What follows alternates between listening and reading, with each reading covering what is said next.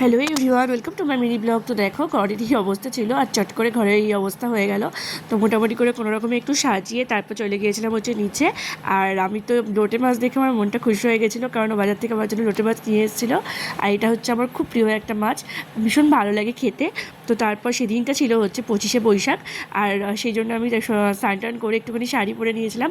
আর এই দিনটা হচ্ছে এই মানুষটার জন্মদিন, তো সেই জন্য এই দিনটা এই মানুষটার জন্য একটু তো স্পেশাল কিছু বানাতে ভালোই লাগে। তো ওই জন্য কিছু ফুল আর কিছু মালা নিয়ে এসেছিলাম, তো সেটা নিয়ে একটু ছোটো করে একটু ডেকোরেশন করেছিলাম। আর এই ফটোটা আমি শান্তিনিকেতন থেকে কিনে নিয়ে এসেছিলাম। তো দেখো এই সুন্দর সাজিয়েছিলাম, এবং তারপর তো আমি খেতে বসে গিয়েছিলাম। আর লোটে মাছ দিয়ে পুরো ভাতটাই আমি খেয়ে নিয়েছিলাম, আর কোনো তরকারি আমার লাগেই না। তারপর তো সন্ধে হয়ে গিয়েছিলো, বানিয়েছিলাম নিরামিষ তরকারি ঘরে। আর দেখো গরমে ঘেমে পুরো বাজে অবস্থা। তারপর তো মা এসেছিলো ষষ্ঠী নেমন্তন্ন করতে। তো দেখো মায়ের সাথেও একটু গল্প টল্প করে তারপর চলে গেছিলাম ডাক্তারের কাছে। আর ডাক্তারের কাছে গিয়ে দেখছি এই যে এটা হচ্ছে পুচকু, ওদের পোষা বিড়ালটা সারা ডাক্তারখানায় ঘুরে বেড়াচ্ছিলো।